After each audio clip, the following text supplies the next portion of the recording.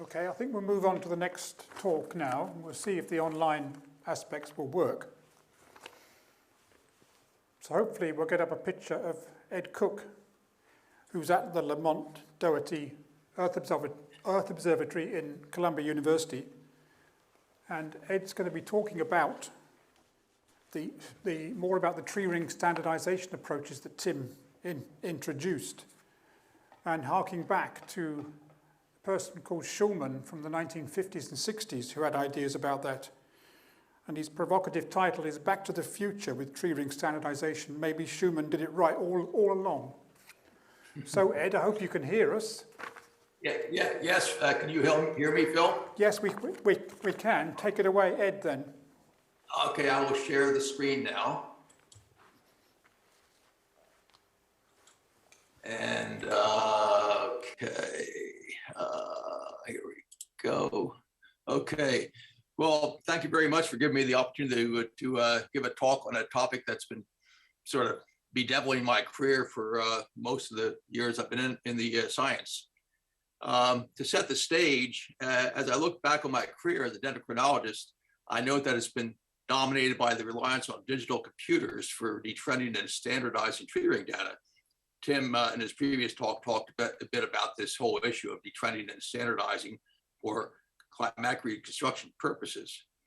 And it's enabled dendrochronologists like myself to process an enormous amount of tree ring data than would have been possible to do in the pre-computer era. And again, Tim emphasized the need for large sample sizes to have a high EPS, for example.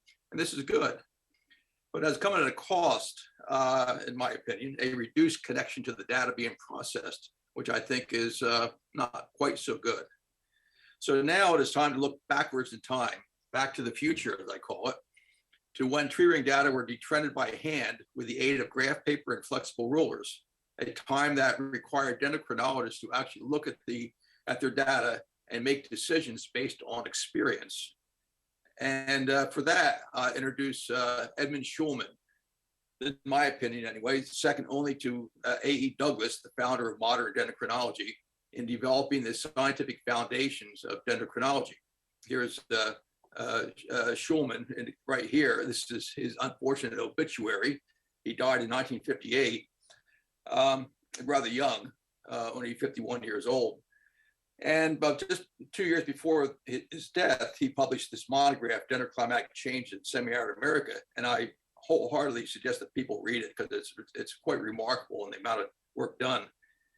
In the obituary, it's commented that Douglas was a Victorian and intuitive, and Schulman was modern and quantitative. And that's where the two really kind of separated in terms of what they contributed to the development of dendrochronology as a modern science. First, a background on why Schulman detrended his tree ring data, and Tim hit on this as well. In his monograph, Dendroclimatic Changes in Semi-Arid America, Schulman described the need to remove biological growth trends from tree ring series in order to use the series for climate interpretation. And here's the kind of tree ring series that Schulman worked with: open canopy forest, ponderosa pine, from the semi-arid forests of the southwestern United States. And as indicated here, it's a complicated series with a trend in growth that makes the interpretations of wet and dry years somewhat difficult. Can we necessarily say that this is that much wetter than another period here, and also is it much drier here or drier here than here? Well, the answer is yes, if we have fitted the right curve to remove the biological growth trend effects and have sampled enough trees. Trees growing in open canopy forests grow faster when young and slower than as they age. These trends will vary from tree to tree in the stand. And the ringwoods must be re-expressed as indices of, as Douglas called it, normal adult growth of the average tree. This is a direct quote from one of his books. And therefore, the tree ring series must be standardized. So how does Schulman detrend his ringwood series?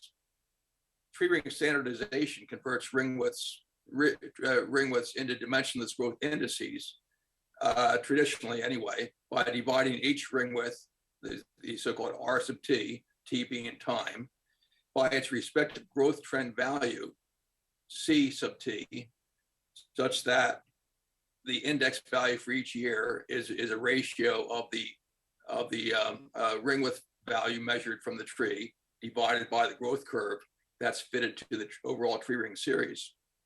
And this reduces the ring widths to Douglas's normal adult growth of the average tree and produces a series with a mean of approximately 1.0.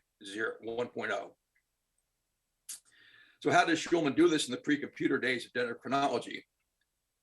He plotted his ring width series by hand and drew in, and this is a quote from his monograph, he drew in eye-fitted trend lines to standardize them. Thus, Schulman actually looked at each series when he detrended them instead of computers doing it in a possible black box way. Schulman briefly described a relatively rapid method of detrending his hand-fitted series using a flexible ruler and an aid in placing eye-fitted trend lines more accurately. The aid was a series of 10 or 20-year averages of the annual data plotted as a guide for drawing in the curve. You then draw in the curve and count the number of graph paper squares above and below each 10 or 20-year average from the eye-fitted trend line.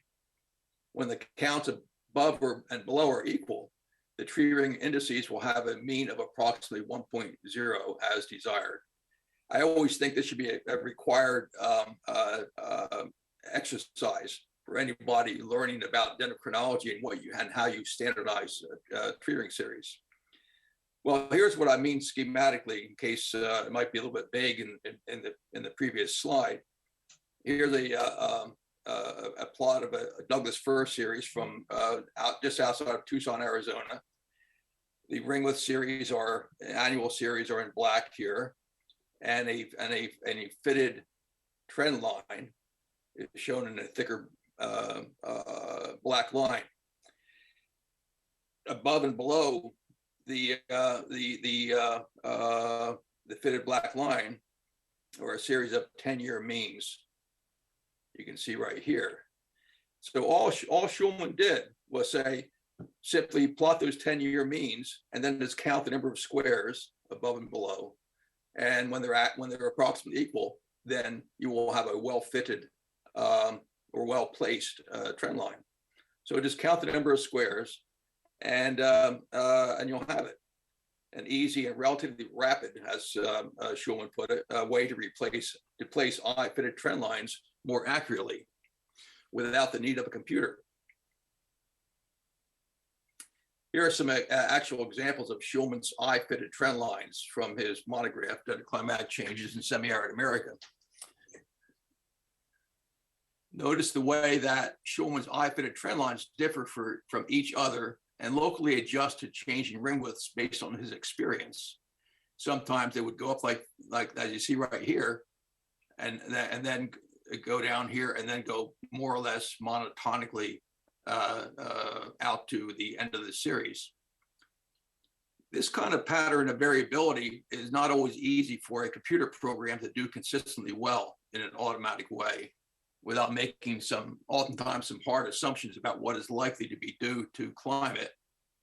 But here Schulman was using his experience in guiding what he felt was the correct placement and form of growth trend that he was using to remove the non-climatic, long-term non-climatic signals from the tree ring series. To get a better idea about how complicated tree ring detrending can be, I introduce here a general model for guiding tree ring standardization, the so-called conceptual linear aggregate model of tree growth.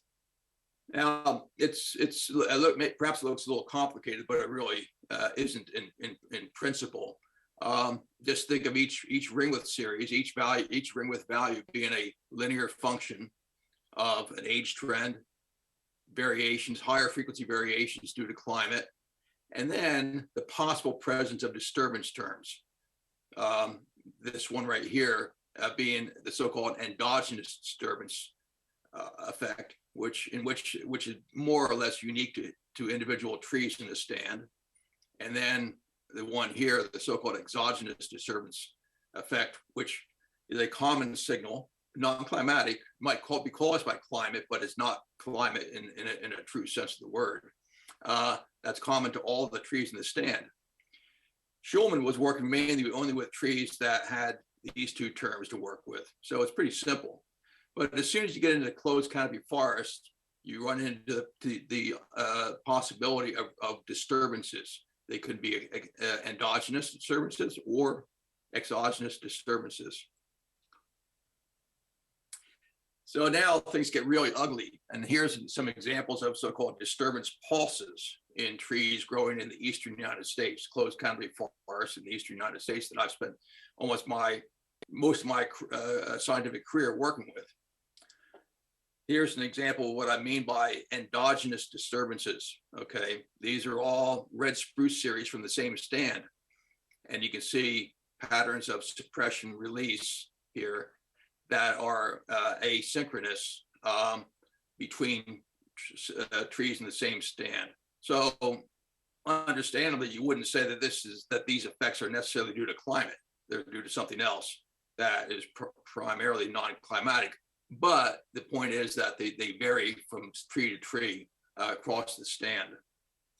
The more difficult disturbance effect to deal with is the so-called exogenous disturbance effect, in which all the trees show in some way or another the same disturbance effect. The magnitude may vary, but it'll still be there in timing, and it may in fact almost kind of look like it could look like a climate effect. Here's 3 hemlock series from a site in Pennsylvania that are all affected by logging activity near in the stand. So how might we proceed now? It would be nice to look at each tree ring series when detrending them, as Schulman might have recommended. But we worked with several times the number of series Schulman worked with, even hundreds now, given a given site or regional collection. So detrending by eye, his eye-fitted trend lines approach might not be practical, even by computer. Too many series to process that way. So what to do? Well, here's where I'm getting into the same thing that Tim talked about, the use of regional curve standardization, but in kind of a different way. And as Tim pointed out, RCS was introduced to dendroclimatology by Keith Griffa at CRU back in 1992, a fundamentally important advance in the way in which climatic information can be extracted from tree ring series. And as Tim was saying, it overcomes the limitations of low frequency climate signal preservation inherent to single series detrending. And it does so by using the average growth rate of all trees after alignment by biological age as the expected growth trend of all trees. And then one curve fitted to the average is used to detrend all the individual series. And Tim talked about that a bit. Here's an example. This is from Keith's famous Tornatraska data set that in which he used for first demonstrating the power of the RCS method for preserving low frequency climate variability in tree rings. This is northern Sweden, and it's a large data set, 575 series. Again, this would be impossible to standardize by individual series detrending, even with computers. But you can see that the average growth trend of the data after alignment by biological age here is very simple in form. And typically you would then smooth it to get rid of some of the unwanted variability in the estimates, and then use that to produce a so-called RCS chronology, as you see right here. And again, this is extremely similar, or maybe the same as what Tim showed in his previous talk. And you can see the change in sample size back in time. Obviously, again, as Tim was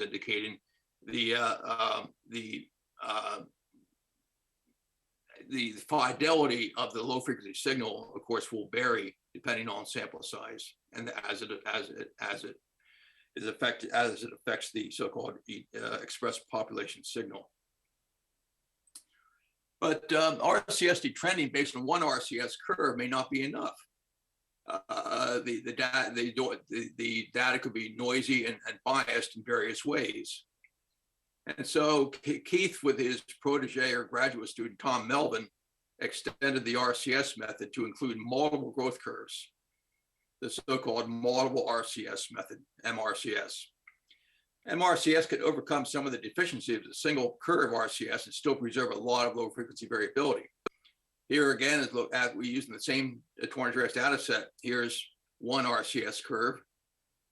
And then from the same data, that in which the data are partitioned into age classes and growth rate classes into 6 classes, as you see right here, you have these 6 RCS curves. And then these are all used individually to detrend the 6 classes. And for Tornado Trask, it honestly doesn't make a great deal of difference whether you use one RCS curve or, in this case right here, 6 RCS curves. Here's the one based on one RCS curve, and it's very similar to what was shown previously. And here's one based on 6. And you can see that the 2 series are very, very similar. I won't even bother going into what might be considered to be better about one or the other. They're both correlated at 0.95. So the point is that this works very well for Tornado Trask because the data set is very large and is very homogeneous. Okay, now for a modest proposal. Even with the successful development of MRCS methods, most tree ring data sets cannot have MRCS usefully applied in the ways envisioned by Keith and Tom for dendroclimatic studies. They may suffer from insufficient sample size, lack of homogeneity, and other biases. Even so, I'm proposing here to use MRCS for identification and second-order removal of likely non-climatic signals, especially those related to exogenous disturbances, in an efficient, eye-fitted way. And an example is the extremely or severely disturbed longleaf pines from Florida. Goethe State Forest, not pronounced as the Germans would pronounce it, but that's how they pronounce it in Florida. Longleaf pine. In the late 19th and early 20th centuries, much of the original longleaf pine forest in Florida had resin extracted for turpentine. And you can see how they did it. They would just butcher the trunks of the trees in this herringbone fashion, and then the resin would be collected in this vessel down here. Well, understandably, this caused a tremendous disturbance in the ringlet series of these trees. Even so, Evan Larson at the University of Wisconsin produced a longleaf pine chronology from surviving turpentine trees and stumps covering the period 1472, 2018. And it'd be remarkable if it could be used for climate reconstruction, but there was a huge exogenous disturbance signal in the ringlet series. So then, and you can see it right down here, this massive suppression period of growth. So can MRCS help identify and remove this non-climatic signal? Well, here's an example again of a single RCS curve for the longleaf pine data, 172 series in total. And here's the 6 classes after partitioning by growth rate and series length or tree age. And the fitted growth curves look good, but do they remove the turpentining suppression? And the answer is absolutely not. They remove the trends in growth associated with tree size and age, but they're not capable of removing the suppression release signal caused by the turpentining effect here. So so here's the MRCS chronology for the Goethe State Forest longleaf pine, and then the question is, what can we do with it? Well, MRCS hasn't worked in removing the suppression release signal, but the problem is now reduced to one additional Schulman eye fitting exercise. But how? Let's do like Schulman now and use eye-fitted trend lines to detrend the MRCS chronology to remove the turpentine effects using what I call piecewise adaptive detrending, a series of concatenated curve segments fitted by eye. I don't have time to describe exactly how it's done, but this is the basis for what I'm showing you here. Here's there's actually four concatenated segments fitted here. And with a very important segment being right here that responds quite clearly to the suppression release effect caused by turpentining. So we can use this concatenated pad curve to remove that signal along with other signals that we might consider to be suspiciously non-climatic back in time as sample size declines and things like that. And here's the resulting Goethe State Forest longleaf pine chronology. And I would maintain that it looks pretty good in the sense that it doesn't show any clear indication of the turpentine signal anymore. And yet there's still a well-preserved, we'll say, interdecadal time scale variability in the ring widths. We can compare this to just doing what I call a single series blind detrending using the computer, using this in this case a age-dependent spline detrending, and you can see that again there's this massive disturbance release pattern of growth here caused by the turpentining and recovery from the turpentining period in the longleaf pine data. And for comparison, we have here what I call the MRCS pad chronology, which again is much more homogeneous. So my interpretation is that MRCS pad has produced a better looking, more homogeneous chronology without a discernible turpentining signal compared to a chronology based on computer generated blind single series detrending. The blind chronology would be unusable for climate reconstruction purposes, which is why it matters. Schulman's eye-fitted approach based on MRCS pad in this particular case appears to do a much better job here. So you say, is this unusual? Well, the answer is, I'll get to that in a second, but to get back to Schulman, so did Schulman trend his data the right way? And of course he did, given the computational limitations of his day. But a lot can still be learned by the way he conducted his treatment research, especially how he looked at his ring width data and used his experience to standardize them with eye-fitted trend lines. And in my opinion, perhaps we spent too much time relying on computers to do the trending for us in an often blind way. A hybrid back to the future approach, as I might call it, which combines computer-aided MRCS chronology development and eye-fitted trend lines to deal with hard standardization problems with exogenous disturbances, is worth investigating further. I'm not claiming that this is a method that should be used for all triggering standardization problems, but certainly for the hard ones, as I described right here, I think it has a lot of utility. There are many examples I can show you in which previously unknown exogenous disturbances have emerged after the application of MRCS. And many of these, and somewhat embarrassingly, many of these are Mayan, which I never knew had these exogenous disturbances in them. And here are some briefly. These are long oak series from a number of sites in the eastern United States, all going back 300 to 400 years or more in length. And the arrow points out these exogenous disturbances caused by human activity. And if you were to try to just detrend these series without consideration of these non-climatic releases, the end fitting of the detrending curves would be biased in every single case in ways that would make the outermost 100 years or more of growth, of triggering index values biased by the effect of the exogenous disturbances on the fitting procedure used to standardize the triggering data. So I think this is something that more attention has to be paid to particularly in closed canopy forest areas that have had a lot of human intervention and disturbance effects.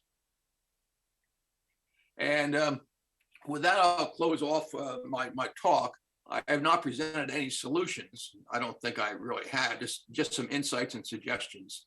And with that, I would certainly be happy to address any questions that might be raised. Thank you.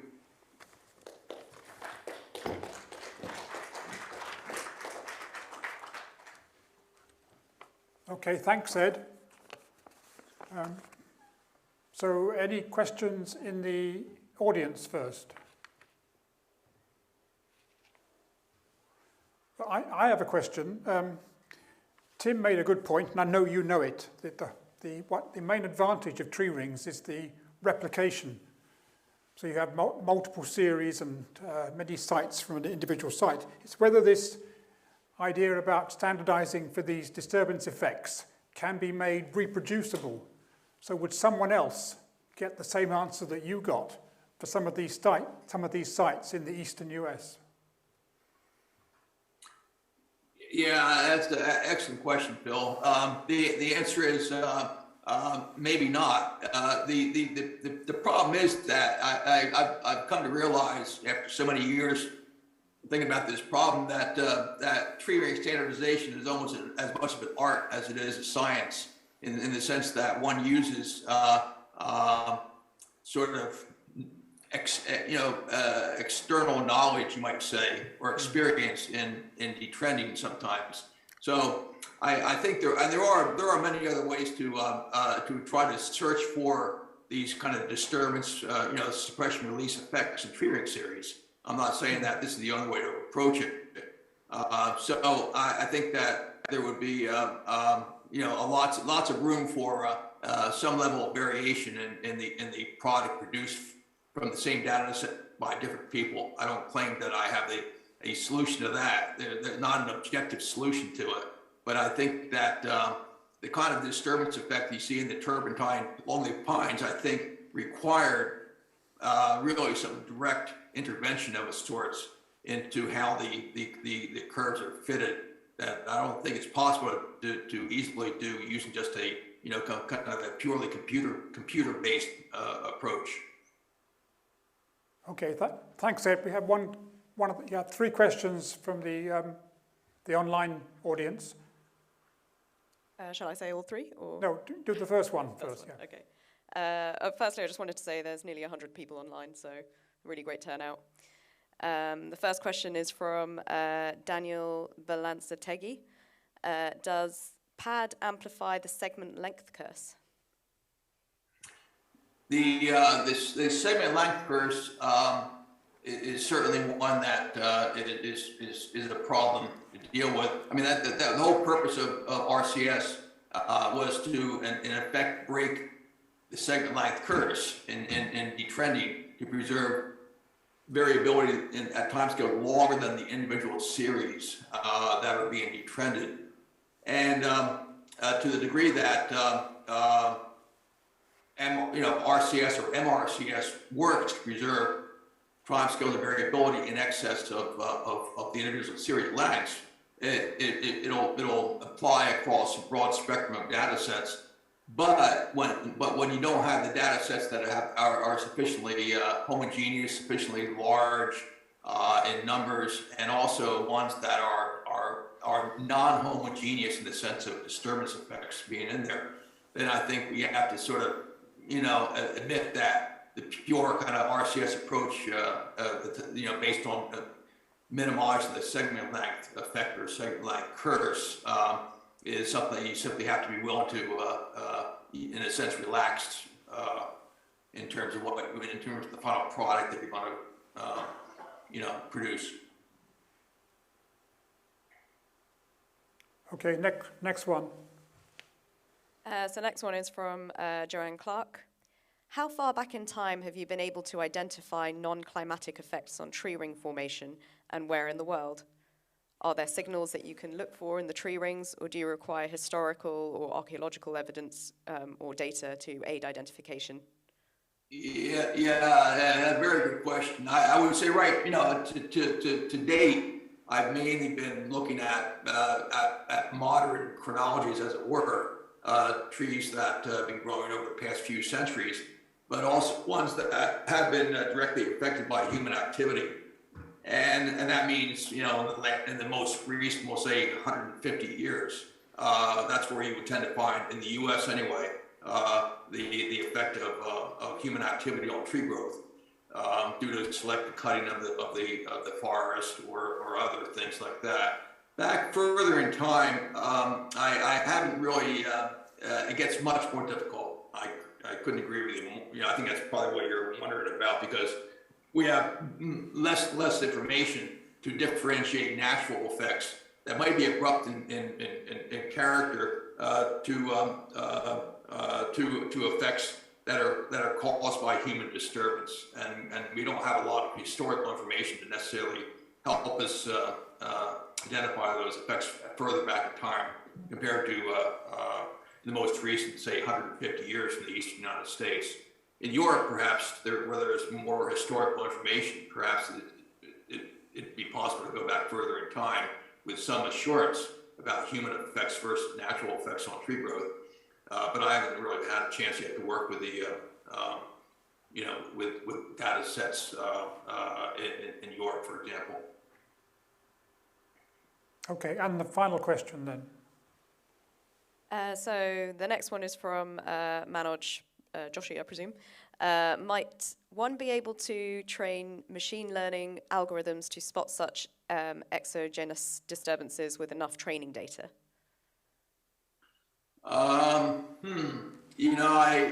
The answer is maybe. I don't have any experience with machine learning, but I have to admit I'm a little bit skeptical, because there's so many what we call stochastic influences on tree growth that can produce variations that might be misleadingly interpreted or through machine learning in certain ways. I would think that you would still need some sort of human intervention, or not intervention, but at least